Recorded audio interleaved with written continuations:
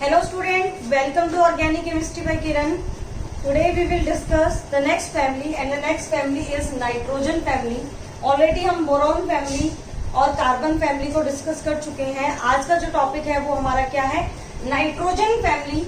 Nitrogen family के जो members होते हैं उनको क्या बोला जाता है, पिंकोजन. पिंकोजन बोलने का रीजन क्या है कि जब इनके कंपाउंड जो नेचर में एग्जिस्ट करते हैं वो गैसियस फॉर्म में क्या होते हैं, सफोकेटेड गैस होते हैं. मतलब उनकी वजह से क्या होता है, हमें रेस्पिरेटरी सिस्टम में क्या होती है, प्रॉब्लम होती है. हमें सांस लेने में क्या होती है, प्रॉब्लम होती है. इस वजह से इनको क्या बोला जाता है, पिंकोजन एलिमेंट बोला जाता है. कौन कौन होते हैं नाइट्रोजन फैमिली में मेंबर बताइए जरा. Nitrogen, phosphorus, arsenic, antimony and bismuth, यही मेंबर होते हैं. नाइट्रोजन जो है वो क्या है, नॉन मेटल. फॉस्फोरस भी non metal, right. Arsenic semi metal या metalloid. Antimony and bismuth both are metal, right. हमने डिवाइड कर दिया मेटल, नॉन मेटल और सेमी मेटल में. कौन से मेंबर क्या होंगे, नाइट्रोजन, फॉस्फोरस नॉन मेटल है, आर्सेनिक सेमी मेटल है, एंटीमनी और बिस्मथ जो है वो मेटल है. तो अब इसकी प्रॉपर्टीज हम डिस्कस करेंगे वन बाय वन. कुछ इंपॉर्टेंट चीजें डिस्कस कर लेते हैं. नाइट्रोजन, फॉस्फोरस, इस फैमिली के जितने भी मेंबर हैं उनकी. जो नाइट्रोजन है, आपका नाइट्रोजन जो एलिमेंट है वो किस फॉर्म में एग्जिस्ट करता है, N2 स्टेट में एग्जिस्ट करता है इन द नेचर. नेचर में N2 स्टेट में एग्जिस्ट करता है और N2 जो कंपाउंड है वो कुछ इस टाइप का होता है, राइट.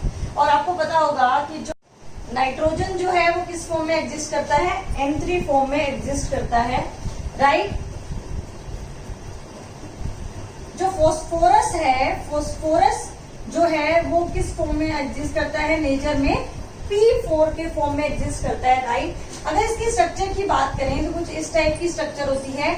4 फॉस्फोरस, ये आपस में इस तरह से कनेक्टेड होंगे, ये इससे कनेक्टेड होगा और ये इससे कनेक्टेड होगा. ये क्या होती है, P4 फॉस्फोरस की स्ट्रक्चर, राइट. जब जैसे P4 की स्ट्रक्चर आती है वहां पे क्वेश्चन आ जाता है, पूछ लिया जाता है आपसे double bond equivalent of P4 compound, right. Double bond equivalent कैसे निकाला जाता है, रिंग का डबल बॉन्ड इक्विवेलेंट इज, हमको काउंट करने के लिए हम या तो हमें नंबर ऑफ रिंग्स काउंट करनी होती है या हमें पाई बॉन्ड का नंबर काउंट करना होता है. जितने नंबर ऑफ पाई बॉन्ड या रिंग एग्जिस्ट करती है नेचर उसमें गिवन स्ट्रक्चर में, वही नंबर क्या होता है आपका, डबल बॉन्ड इक्विवेलेंट उस कंपाउंड का होता है. और जब भी कॉम्प्लेक्स स्ट्रक्चर आए तो हमेशा ये फॉर्मूला, आपको ये मेथड अप्लाई करना है. आपने क्या करना है, उस गिवन स्ट्रक्चर को ब्रेक करना है और number of bond required to break to convert into a open chain saturated structure.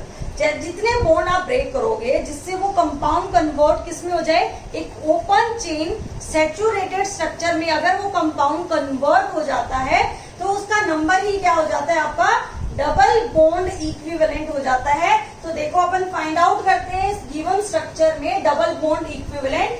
मैंने क्या किया, इस बॉन्ड को ब्रेक किया, क्या ये ओपन चेन में कन्वर्ट हुआ, नहीं, अभी तक नहीं हुआ. एक बॉन्ड मैंने ये वाला ब्रेक किया, अभी तक भी रिंग स्ट्रक्चर है. एक बॉन्ड मैंने ये ब्रेक किया, अब ये ओपन चेन भी हो गया और कोई भी रिंग स्ट्रक्चर भी नहीं है. इसका मतलब हमें कितने बॉन्ड ब्रेक करने पड़े, 3 बॉन्ड को ब्रेक करना पड़ा. इस मीन्स जो डबल बॉन्ड इक्विवेलेंट, जो डिग्री ऑफ अनसैचुरेशन है इस कंपाउंड का, वो क्या है, 3 है. ध्यान रखना, जब भी और अगर नंबर ऑफ रिंग भी पूछ लिया जाए तब भी आंसर क्या होगा आपका, 3 आंसर होगा, राइट. कुछ और इम्पोर्टेंट चीजें डिस्कस करते हैं. जो नाइट्रोजन है वो मेनली 2 इम्पोर्टेंट कंपाउंड में एग्जिस्ट करता है.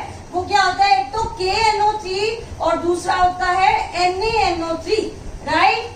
KNO3 को क्या बोला जाता है, जल्दी से बताओ मुझे. इसको बोला जाता है इंडियन सॉल्टपीटर, राइट. और इसको क्या बोला जाता है, चिली सॉल्टपीटर.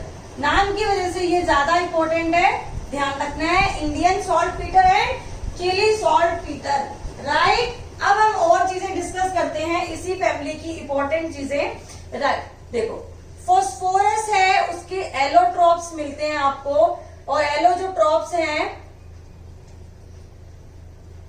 वो कौन कौन से होते हैं? एक तो होता है ब्लैक फॉस्फोरस मिलता है, रेड मिलता है और आपको व्हाइट फॉस्फोरस भी मिलता है। Black, red and white phosphorus जो है वो और भी बहुत सारे एलोट्रोप्स होते हैं, mainly black, red and white जो फॉस्फोरस है वो मिलता है आपको। मैच बॉक्स में जो है, माचिस में जो फॉस्फोरस यूज होता है वो क्या होता है आपका? रेड फॉस्फोरस होता है, राइट। अब मुझे एक और इम्पोर्टेंट बात याद आई नाइट्रोजन की। जो नाइट्रोजन होता है वो एलिमेंटल स्टेट में या नेचर में किस फॉर्म में एग्जिस्ट करता है? N2 में। और N2 की एक बहुत ही अच्छी एप्लीकेशन है और वो कब है? जब वो अपनी लिक्विड फॉर्म में हो। लिक्विड नाइट्रोजन की इंपॉर्टेंट एप्लीकेशन है। आपने कभी वीडियो देखा होगा, कोई भी आपने फूड आइटम, जो फूड इंडस्ट्री है वहां पे ज्यादा यूज किया जाता है लिक्विड नाइट्रोजन को। फॉर एग्जांपल अगर आपको आइसक्रीम फॉर्म करनी है तो आइसक्रीम को फॉर्म करने के लिए सबसे बेस्ट यूज है किसका? लिक्विड नाइट्रोजन का। कुछ नहीं करना, सारे इंग्रेडिएंट्स लाओ और क्या करता है, मतलब जो भी उसकी प्रोसेस होती है, मुझे नहीं पता कैसे बनती है आइसक्रीम, मतलब सिंपल वाली आती है मुझे बनाई, तो कुछ नहीं करना, वो जो भी इंग्रेडिएंट्स है उसको अगर जल्दी से आपकी कोल, मतलब आपको जल्दी चाहिए, मेरे को तो अभी आइसक्रीम खानी है, तो बस आपके पास लिक्विड नाइट्रोजन होनी चाहिए, बस आपको मिल जाएगी जल्दी से। लिक्विड नाइट्रोजन कुछ नहीं करना, वो इंग्रेडिएंट लिया, लिक्विड नाइट्रोजन डाली, उसी टाइम आपको क्या मिल जाएगी? आइसक्रीम मिल जाएगी। तो मतलब लिक्विड नाइट्रोजन अपने घर पे होनी चाहिए जल्दी से आइसक्रीम अगर हमें खानी हो तो। बहुत ही सिंपल सा मतलब मेथड होता है बनाने का, तो ये तो हमें याद रहेगी लिक्विड नाइट्रोजन हमेशा, क्योंकि आइसक्रीम हमारी फेवरेट है, तो याद तो रहेगी हमें, जल्दी से आइसक्रीम चाहिए तो, राइट। और भी चीजें डिस्कस करते हैं। जो नाइट्रोजन आपका है वो एक्सप्लोजिव मटेरियल बनाने के भी काम आता है, और जो एक्सप्लोजिव मटेरियल जो हम यहाँ पे एक इम्पोर्टेंट बता रहे हैं आपको, वो क्या है? TNT, जिसको क्या बोला जाता है? Try nitrotoluene. क्या बोला जाता है? Try nitrotoluene. क्या स्ट्रक्चर होगी जरा बताओ मुझे, ऑर्गेनिक फेवरेट है आप लोगों की।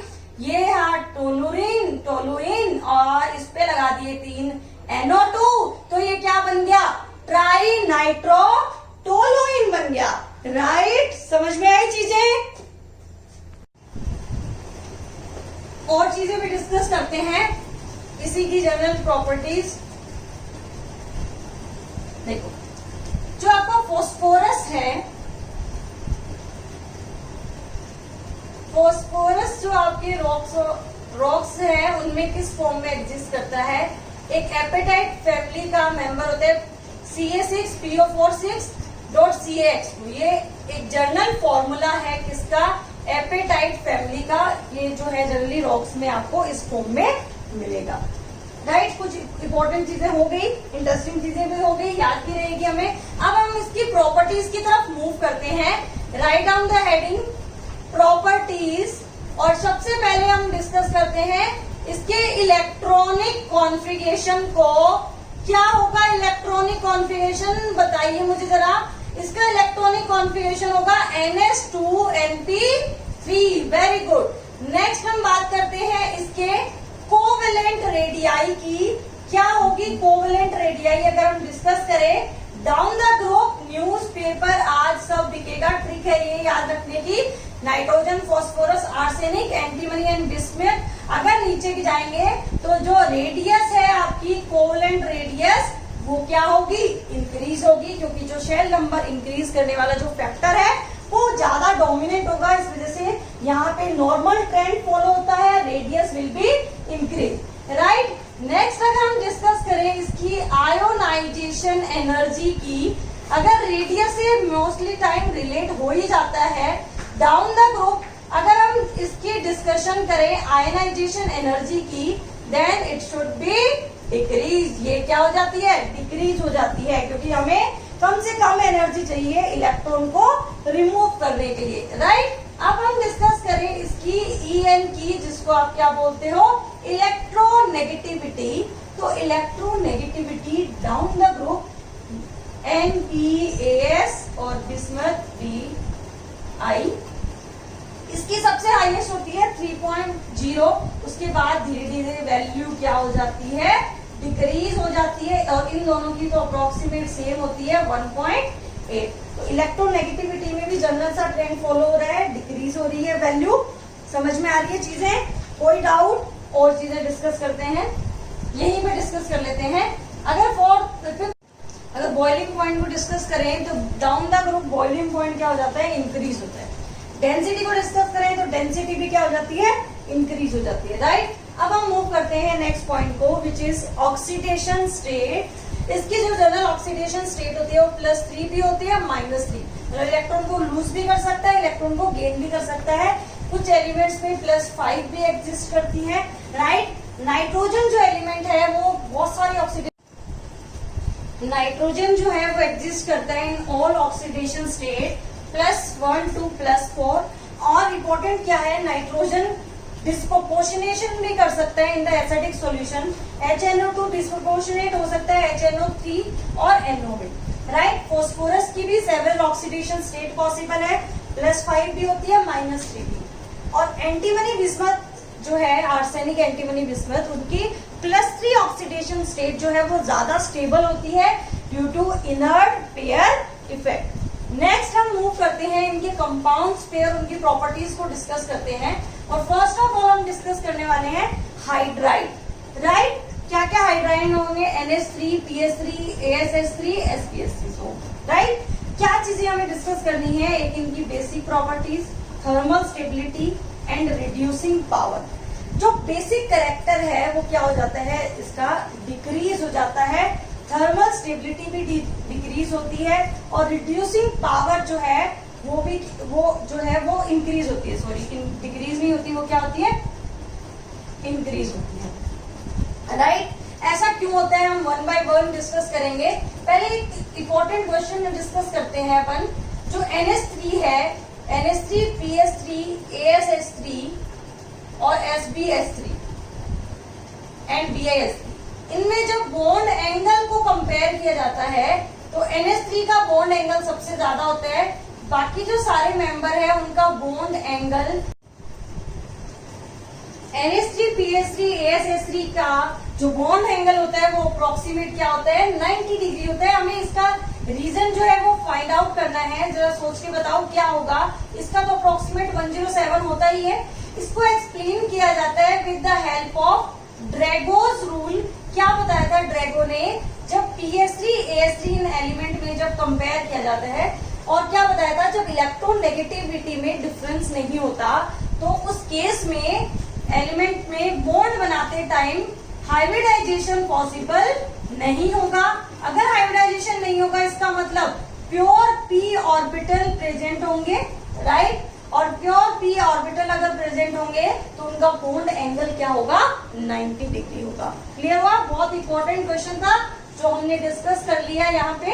अब हम जाते हैं इनकी इस पॉइंट पे, basic character, thermal stability and reducing power. सबसे पहले बेसिक कैरेक्टर को डिस्कस करते हैं। देखो, NH3 का जो लोन पेयर है वो कहाँ प्रेजेंट है? sp3 हाइब्रिड ऑर्बिटल में प्रेजेंट है। फास्फोरस का जो लोन पेयर है वो प्योर s ऑर्बिटल में प्रेजेंट है। और s ऑर्बिटल पे हमें पता है फोर्स ऑफ अट्रैक्शन न्यूक्लियस की क्या होती है? ज्यादा होती है। इसका मतलब वो इजीली इलेक्ट्रॉन डोनेट नहीं कर पाएगा। अगर वो इजीली इलेक्ट्रॉन डोनेट ही नहीं कर पाएगा तो उसका बेसिक कैरेक्टर क्या हो जाएगा? कम हो जाएगा। क्लियर हुई? तो बेसिक कैरेक्टर क्या हो जाएगा? डिक्रीज होगा, राइट। थर्मल स्टेबिलिटी का भी सेम ट्रेंड फॉलो होता है, यहाँ पे भी डिक्रीज होती है।